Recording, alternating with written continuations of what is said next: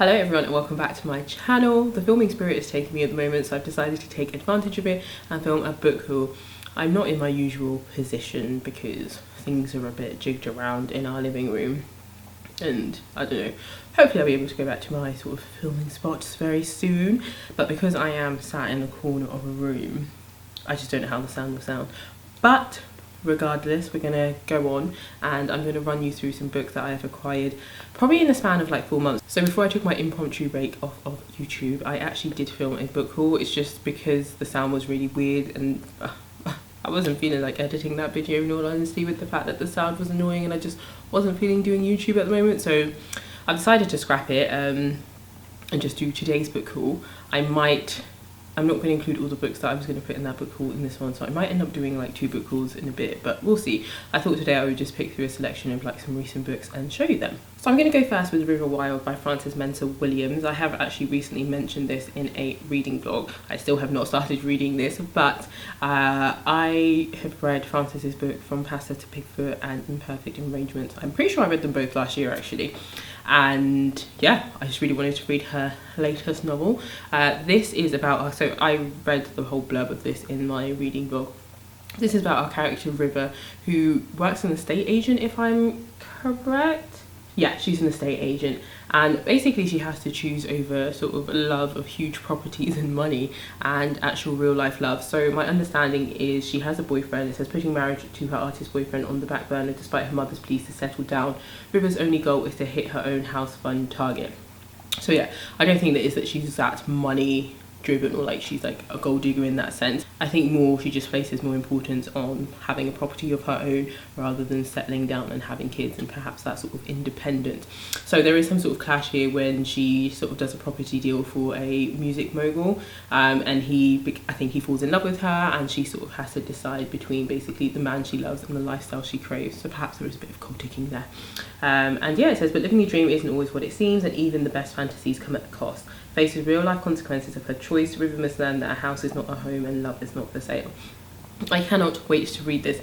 I chose reading another book, Little Gold, in lieu of reading this when I was sort of doing my decisions over the bank holiday weekend. But this is definitely like the next fiction book that I'm going to pick up. Another book that you would have seen in that reading vlog video is this short story collection, which is Her Body and Other Parties by Carmen Maria Machado. I have now started reading this, and I'm on the fence. Like, this is like 3 stars at the moment for me.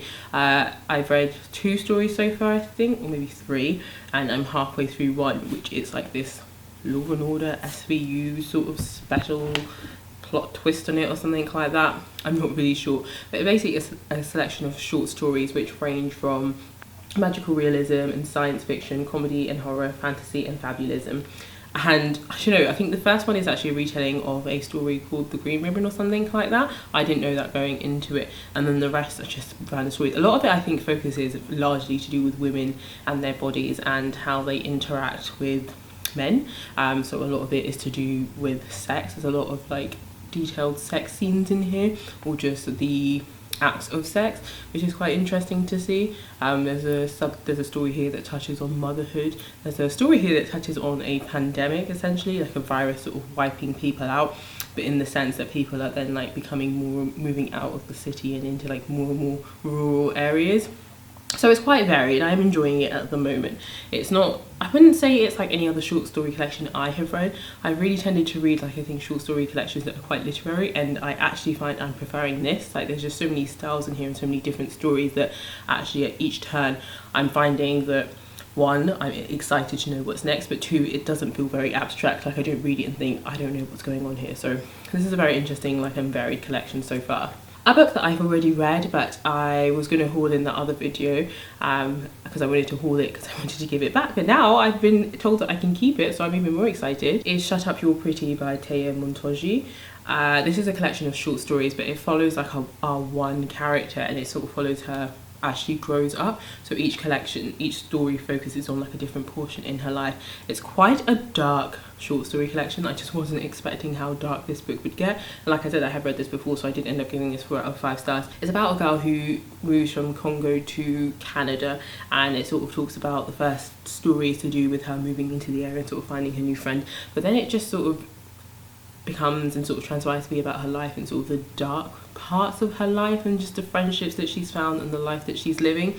A lot of it, yeah, I think is to do with sort of the seedy part of maybe Canada and sex and relationships with people and friendships, and I want to say just a lack of love. So real mixed bag, and like I said, what really stuck out to me about this was just how dark it was. I felt like with every single story you read, it got increasingly darker as you got into this character's mind, but it was still such a really pleasant read and really well written. Like, it's very balanced in the way it's written. Another book that I have hauled, again, that I have read is What We Buried, poems by Caitlin CL. So this is obviously a poetry collection. It's mainly to do about love and to do with one boy, but it does have poems in here that talk about feminism and sort of identity, but also things that deal with the body. I think Caitlin will identify as fat, so there's some poems in here about sort of being teased or bullied by people as being fat and how she sort of deals with that, and sort of like how she makes herself into the funny girl to not really deal with, I guess, yeah, the fat phobia that she is facing. So it is a varied bag, but mainly it is about love, and it is about this one guy that she can't get out of her head. And yeah, like I said, I've read this before, so I did give it 3 out of 5 stars, but I think it is a very good poetry collection that I would encourage a lot of people to pick up. Another book that I read last year, so you probably would have seen me talking about it because I did read it during like November. I did like non-fiction November, and I did a vlog talking about this, but I've never officially hauled it, is I Am Not Your Baby Mother by Candice Braithwaite, and the subtitle is What It's Like to Be a Black British Mother. This is such a good book. This is like part memoir, part manifesto, if I remember correctly the term for it, and in this Candice basically chronicles her life from sort of growing up as a black woman in London, sort of looking at her family structure, so looking at her, like how she was raised by her mum, raised by her grandparents, and sort of discussing the, I guess, the experiences of motherhood that she experienced as a child, but then goes on to talk about her experience when she first became pregnant with her first daughter, who I believe her name is Esme. She has since had another child, which is a boy.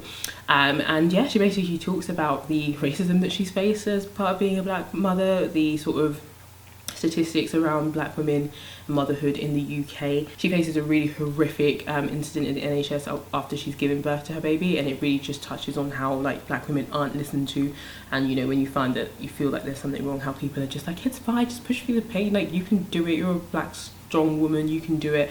So yeah, each chapter sort of starts with a statistic around like motherhood and black British births in the UK, I suppose, and then sort of Candice then talks about her experience relating to that fact. I want to say a very interesting book, and I really want more people to read it because I just thought it was brilliant. I thought it was so well done, the way she touches on her personal experiences, but then she also touches on about so much wider societal experiences as well, and I thought, yeah, she just drew really good lines. I would love to read something more like this that talks about black women and their experiences in the UK when they're giving birth. Okay, so now we're actually going to move on to books that I haven't read at all, and this first book is Finding the Music Inside, Your Inner Algorithm to a More Meaningful Life by Reynolds. The author reached out to me for this one and sent me this, and it just sounded really good, so I was like, yes, I will definitely want to read that. So I'll read the back for you. Finding the Music Inside is all about finding and unleashing your true potential. Have you ever felt like you're walking on a treadmill? You're putting a maximum effort but going nowhere. You can sense something is missing. Deep inside there is a belief that your life can be more meaningful. You want to experience a greater sense of fulfillment than you already are. At the height of social unrest in the 80s, an emerging culture sparked me into life. I was a founding member of the pioneering UK hip-hop trio, the London Rhyme Syndicate. This is my journey of discovery and becoming, and we all have meaning and a purpose. When that purpose is hidden, it must be found. It reveals a way and sets us on the road to fulfillment. It's not only dreams that have the power to move ourselves, it's the small ones too. I'm sorry, that says it's not only big dreams that have the power to move our souls, it's the small ones too. I love to MC, to be on stage and to entertain the crowd. Today I want to set you in motion where you'll be motivated to find your music inside.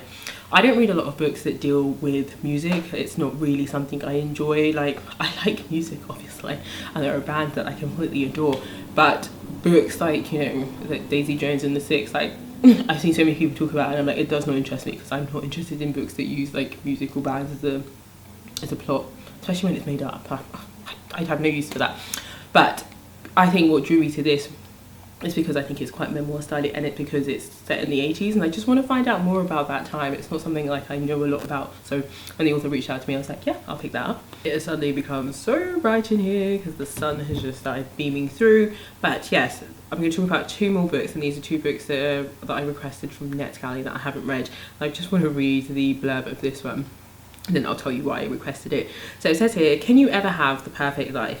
A smart and thought-provoking romantic comedy about motherhood, friendship, and the quest for perfection in an Instagram age. Cassie Halliday, no, that is Holiday, is at the top of her game. A glamorous wife and a mother with 1.3 million Instagram followers, she posts images of her gorgeous husband and cute, gender-neutral twins online every day. To her adoring fan base, Cassie's life is a string of perfect experiences in Valencia filter. But in real life, you can't airbrush the truth. Cassie's marriage is at breaking point, her finances are precarious, and she's terrified of every Insta star's worst nightmare, becoming irrelevant. Then Cassie meets Beth, an anxious new mum who never ventures online. Finally, Cassie feels like she can be herself. They soon become each other's lifeline until a video of Beth goes viral and their offline friendship tips into online rivalry. In a world where everything is curated, what does it mean to have a perfect life? So I simply requested this because I like a bit of just normal fiction about like motherhood and friendship, but I love the sort of inclusion of Instagram and like an Instagram influencer thing. I don't read a lot of books that deal with that, and I feel because it's such a newish thing that it's not something that people always want to bring in as a plot device into their books. So I really want to see, because I know there's always loads of stories about these heavily curated lives that are like nothing like that at all. I actually thought originally when I was reading the blurb it was going to be much more of a little bit of a thriller, like maybe her friend Beth is just like not who she seems, but it'd be interesting to see. What actually this story reminds me of is that book, The Subtweet, where it is about like online relationships, but I don't know if those 2 characters ever meet, but it's a lot to do with their online relationship, and that's through Twitter. So that's one book that I'm looking forward to reading. One thing I forgot to say about that book, it doesn't come out I think until June 10th. This is what NetGalley is telling me, not NetGalley, Goodreads is telling me. And yeah, and at the moment it has a rating of 3.3 stars, which doesn't fill me with a lot of happiness going forward into it, but I'm still going to read it because I requested it based on its blurb. The other book that I requested from NetGalley is How We Are Translated by Jessica Gayton Johannesson. And again, I would just read you the blurb because I don't know anything about it apart from the blurb. It says here, people say I'm sorry all the time when it can mean both I'm sorry I hurt you and I'm sorry someone else did something I have nothing to do with. It's like the English language gave up on trying to find a word for sympathy which wasn't also the word for guilt. Swedish immigrant Kristen won't talk about the project growing inside her. Her Brazilian-born Scottish boyfriend Kieran won't speak English at all. He's trying to immerse himself in a Swedish bad language bath to prepare for their future, whatever the fick that means. Their Edinburgh flat is starting to feel very small. As this young couple is forced to confront the thing that they are both avoiding, they must reckon with the bigger question of the world outside and their place in it. This one has already come out, so it came up on February the 11th this year, and at the moment it has 3.24 ratings. So again, don't know how I feel going into that one. Honestly, I requested this because I like the fact that they talked about having a Scottish boyfriend. I have a Scottish boyfriend, so I was like, let me see what it's about. But also the theme of language in there is largely what drew me to this. If I'm honest, it was a combination of those two, but definitely more the language element. So yes, those are all the books that I am hauling today. I got so many other books. I never really haul my ebooks and things like that. Like I never feel like doing a separate video for them, but I'm not always buying ebooks. So I've been very good at restraining myself recently. But yeah, I thought I would just throw in some ebooks there and not forget. But that is all for this book haul. Let me know if you guys found something that you might be interested in reading. If you have read any of these, please let me know your thoughts, and I will catch you in another video. Bye.